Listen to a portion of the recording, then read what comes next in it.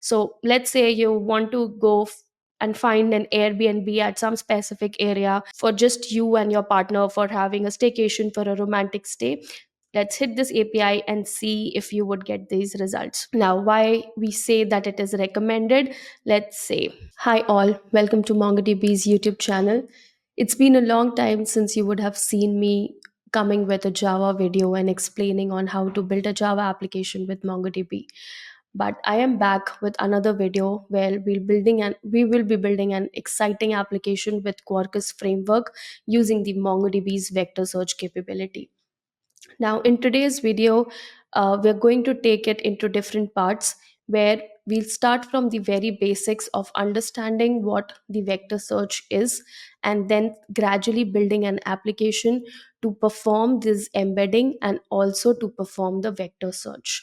Now, we'll divide the video into different parts where we'll first understand what is vectors and how do vectors work and what is vector embedding. You can also create these embeddings using the OpenAI or any other framework that you want.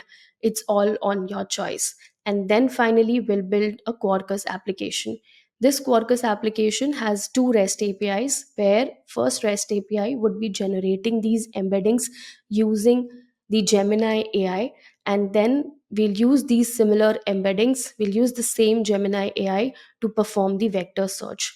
And in between, we'll also understand how the vector indexes are created and how these vector indexes are helpful in performing these vector search. Now, before we begin, let's understand first what vectors are and how these vectors help in generating an application that performs the semantic search. Now, as you're already aware, in today's world, the data is growing rapidly. And with all the modern applications that we build nowadays, search is the utmost important feature that we see in all of these applications. With the growing generative AI in the technology field that we see, the semantic search, building a recommendation system for your application also becomes the need in today's hour. Now, how to build this? We build this using the vector search. The vector search performs the semantic search on the data that is already stored inside the MongoDB. Now, the documents that you see inside the MongoDB that contains long text. Let's take an example where we have an Airbnb description, which is for 100 sentences, and you need to find an Airbnb that suits according to your choice. For example, you're looking to go out and you're trying to find an Airbnb that is basically helpful for you as well as for your family. So you have elders in the family, you have kids in the family, so you're trying to find an Airbnb that suits everybody.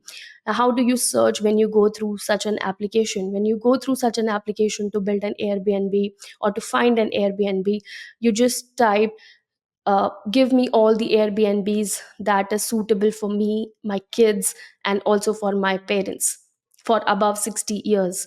So, based on this text information that you gave, it will recommend you a few Airbnbs that are suitable for all. Now, how the background of it is built is all built on the vectors. Now, what are vectors?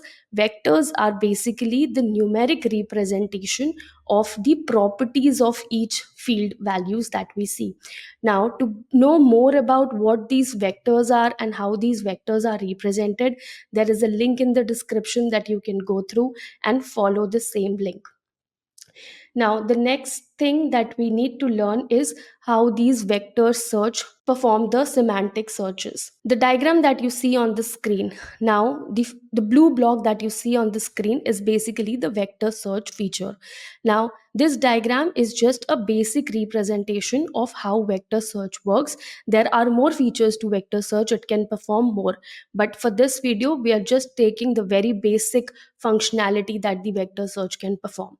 Now, on the left of the screen, you see the data set. The data set is nothing but the documents that you see inside your collection. Now, on this data set, we apply a model. Now, this model is nothing that we're going to use the Gemini AI to create these vector embeddings. The next step is you see the vector embeddings. Now, the embeddings are in the form of long numeric arrays that are defined as the properties of these field values, and then these are all stored inside the MongoDB collection. So after these embeddings are generated, these are getting stored inside the same collection or inside your MongoDB Atlas cluster if you have.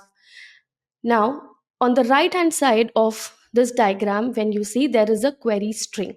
Now, on this query string, we apply the same model that we used to create the vectors. Now, applying the same model will give you the vector representation of the query. Now, the sentence that you type on the search bar, give me all the Airbnbs for which is suitable for my kids and also for my parents. This entire sentence, it will pick up the keywords that are important, and then it will generate those vectors for you. So that is the vector representation. Now what happens inside this vector search feature? Now you have the vector data as well as the vector embedding for your collection. You have the vectors for your query, and then it does the match inside this vector search feature. The documents where it finds the closest match of it gives you as the response. Now this is a very descriptive way of explaining how the vector search is. There is more to it. When we get into the video and when we get into the actual demonstration of how this application is built and how this application works, then we'll understand how we are getting the results. Now, before we get started, the first step, as we always do, is creating the Atlas cluster. Now, once you have the project ready on your Atlas, to sign up for your free account, the link is given in the description. Once you sign up for that free account, this is the screen that you will come through. After you have selected the project, you have done the database access and the network access and all the settings, the link for all of the description and for all the prerequisites is given in the description. Once you sign up for your free Atlas account and once you set up your project, this is the screen where you land onto on your Atlas screen, and then click on build a cluster. We'll start by creating a fresh cluster and we'll load the sample data inside it. Let's name the cluster as cluster 0 in this case, and remember to select the free cluster. Once you select the free cluster, just click on create deployment. While your cluster is getting created, the next step would be to load the sample data. Now in this example specifically, and the application, the Quarkus application that we have built in here, uses the sample Airbnb data which has the listing and reviews collection. We'll use this collection and then we'll create these embeddings for this collection for a specific field name called description, because that description is a long text and we want to search based on what is there in this description. While this cluster is getting created, the next step would be loading the sample data. Once your cluster is all set, you'll see this option to load the sample data. Click on load sample data, and if you want to load all the sample data that is available for you, you can do select all, or you can select only the collection that we are going to deal with, which is the sample Airbnb database, which has inside the listing and the reviews collection. So let's just start this and load one simple database, and the next step would be creating the Quarkus application. Now the data should be loaded on your clusters. Go to browse collections and you'll see the sample data loaded. I'll just give you a description of what this entire collection is and how the documents are being stored. So, if you look at a simple one document or the first document of this collection, you would see couple of fields. Now, if you look at the description field and if you just put your cursor here, you would see a long statement.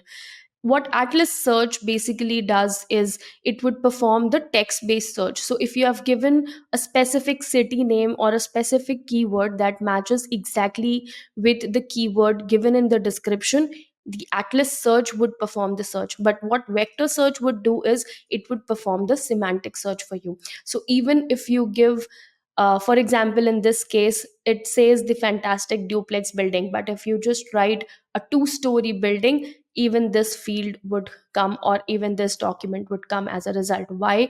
Because a double story or a two-story building or a fantastic duplex document are semantically the same things. Now, what this would do is we'll take the description field, we'll hit the Gemini AI API, and then that would create the embedding for you, and that embedding would be stored inside this in same document. So the embedding for the description field will be stored as the embedding field. So right now you do not see the embedding array which is getting stored, right? Because we have not hit the API yet.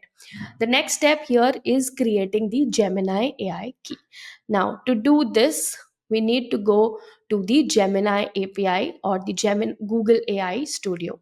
Now, what we do here is get the API key. Now, when you click on get the API key, click on create API key. Select the project that you already have. Let's say I already have generative language client project, and click on create API or for the existing project. Now, once the API key is generated, copy this and keep it safe, because if you put a cross on this, you might not be able to retrieve this API key again. So recommendation here is to copy this key and keep it safe somewhere. Now we are all set with the prerequisites that we see on the screen. The next is building the Quarkus application. Now when you build a Quarkus application, this is the Quarkus application that you see on my screen, which is there on the IntelliJ. The GitHub repository link is given in the description. You can clone the repository and then make the changes, put your business logic into it if you want to extend that the same application or understand how this application is entirely working. Now let's start by explaining step by step how this application is built. When you build a Quarkus application, you would see simple application.properties file where you put the URI and the other field values. Now I have the quarkus.mongodb connection string where I have put in the MongoDB connection string. You put in the database name, you put in the Gemini base URL, the model. The model is nothing but the text embedding model.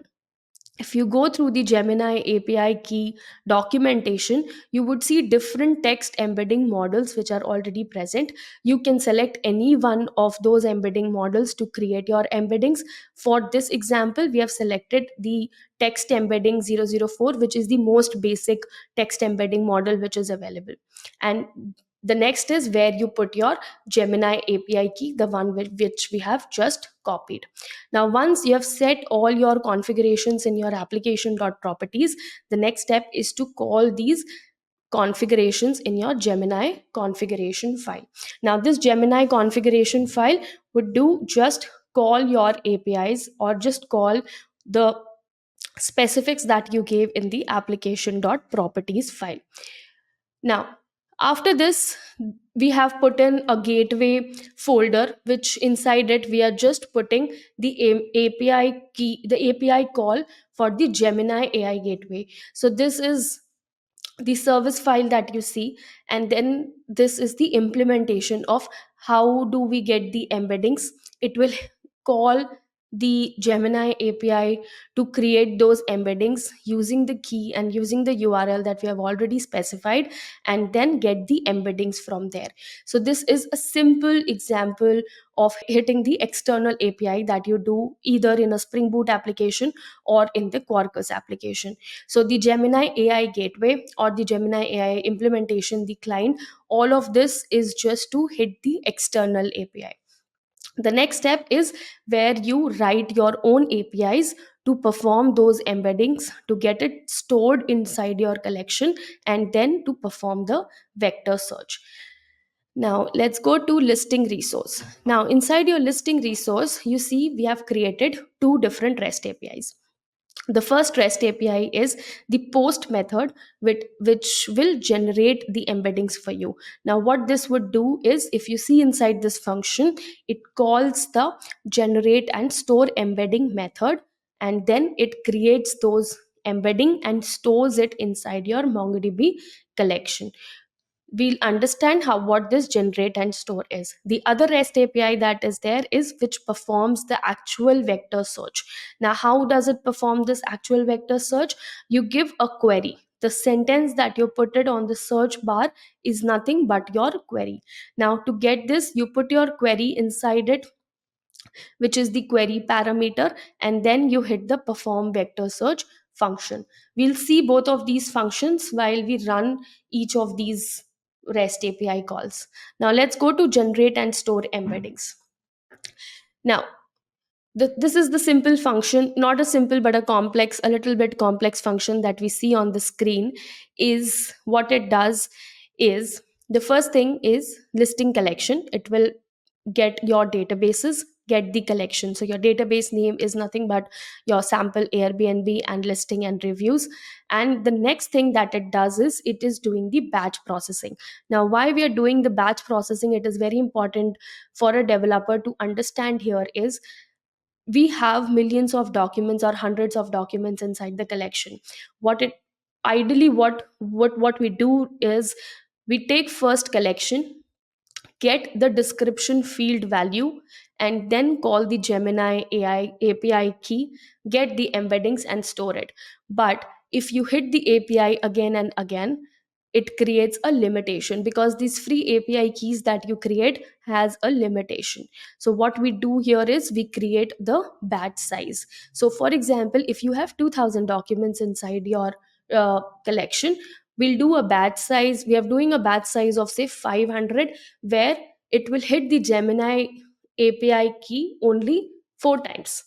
So every 500 batch that it is creating, the 500 batch will hit the Gemini AI, get the embeddings for all the 500 documents, and then it will get it stored. So this entire function that we run takes a lot of time, and you need to be patient in here. So if you run it the first time, it might not even work. So you need to be a little bit patient over here.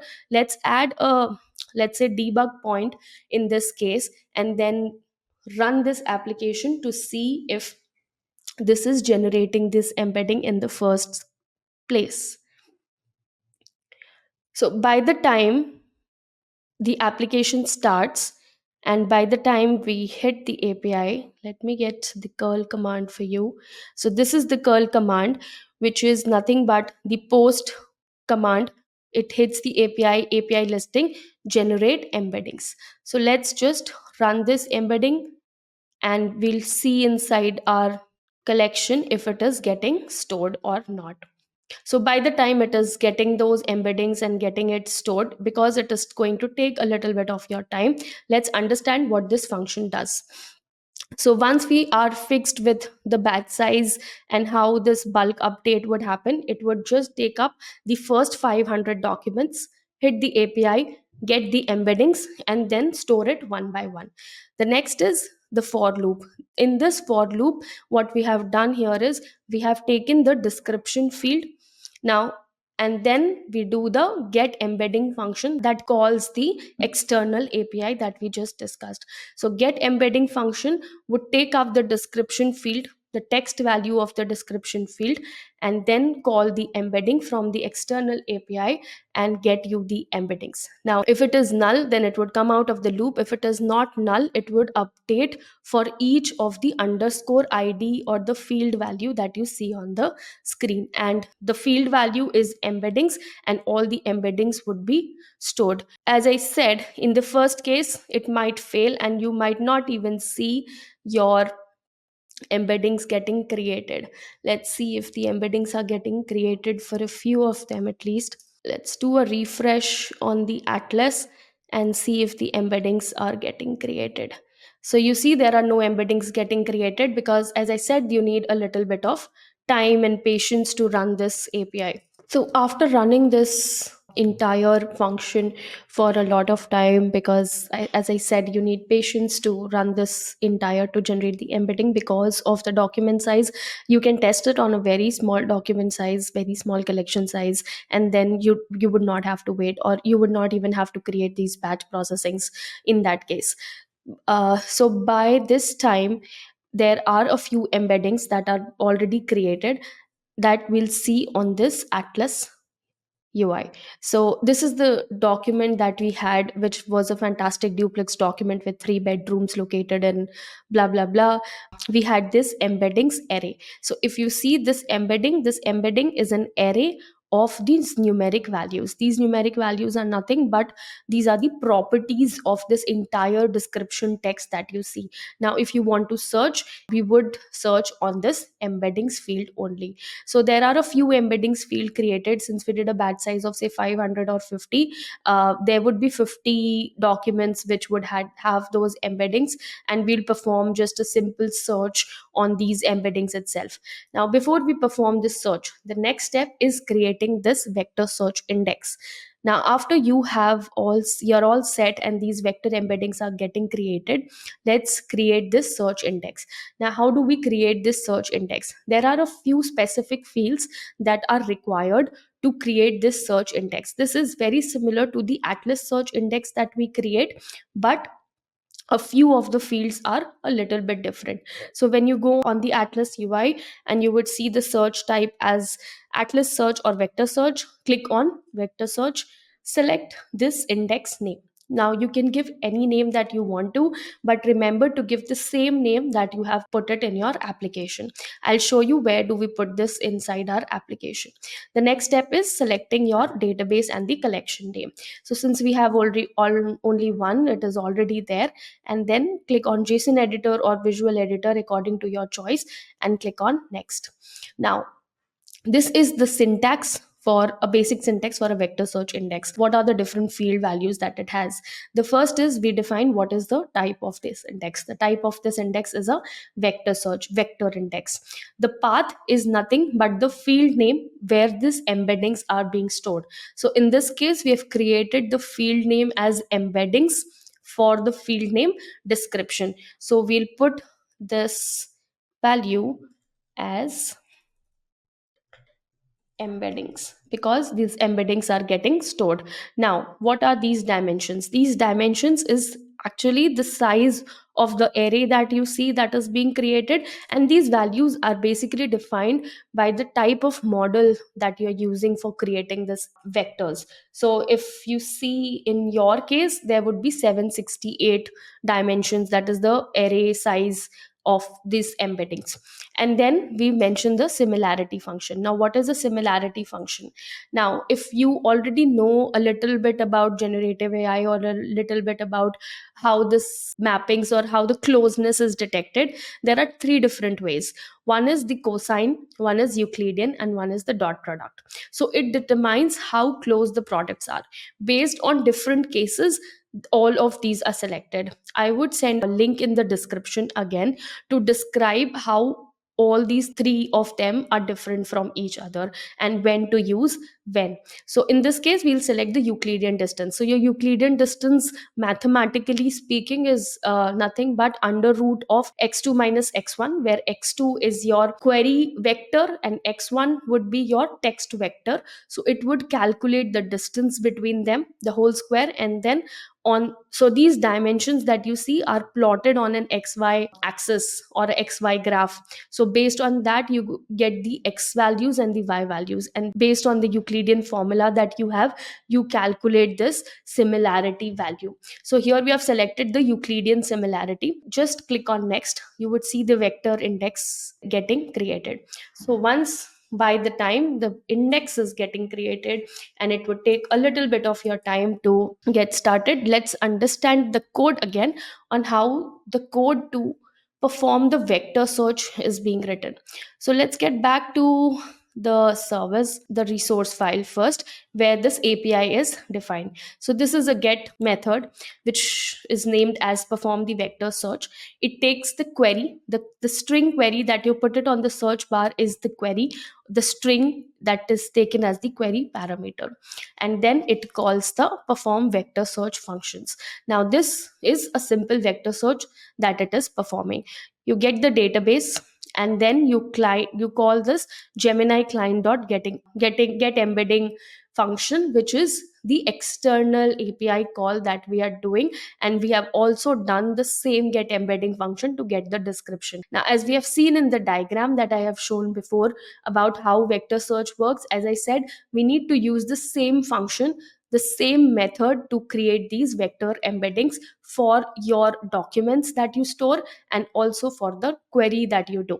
So we are calling exactly the same embedding function, just here we have put the description, and in this case we have put in the query, so that the vectors that are getting generated are belonging to the same category. The next is where you define the index name. So this is the index name that you have already defined using the Atlas UI.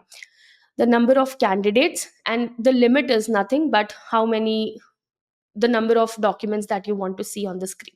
Now, these are all as a part of your vector search index. Now, this vector search is defined by dollar vector search. These and the other values that we have already defined, the limit, the number of candidates, the index name, and the query, all of this comes as an input to the vector search query. So you put the index, you put the path, which is nothing but embedding. The query vector is the query embedding, which is being generated over here, and then it would do the match. It would have the number of candidates that are being similar, and then it would give you the result. The other field that we have used here is the dollar project operation and the dollar limit operation. The dollar project, just so that you do not see all the 37 field values or all the field values as a part of the result, and it makes it look a little bit better.